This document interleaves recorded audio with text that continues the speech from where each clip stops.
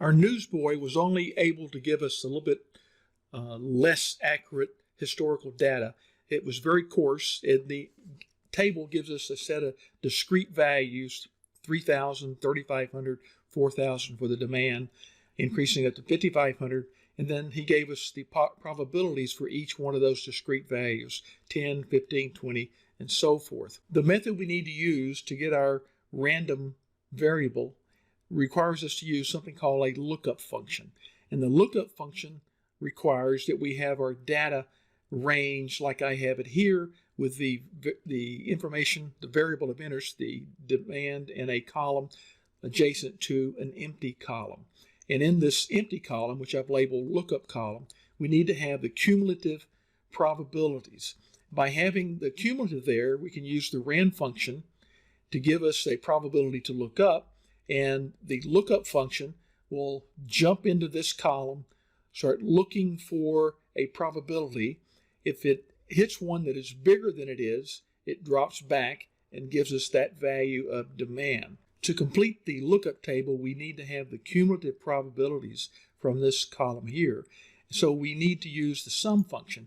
Click in that cell, equal SUM, to insert the function. And we're going to start with that first probability, make it into a range. Now I want to lock that first cell using the F4 key so I can drag this down. And as I grab that corner, I can drag that formula down to get our cumulative probabilities. If I click on this last one, you can see that the range has expanded as we drove down, which is what we wanted.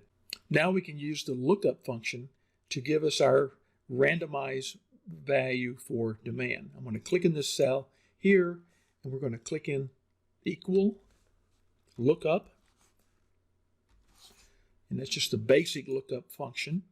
And we want to look up a value, which is going to be our random function, in this case a probability, put a comma, and then we need to get the array, and that's going to be that array there, close it and enter it. And so now we've got our first lookup value of 4,500.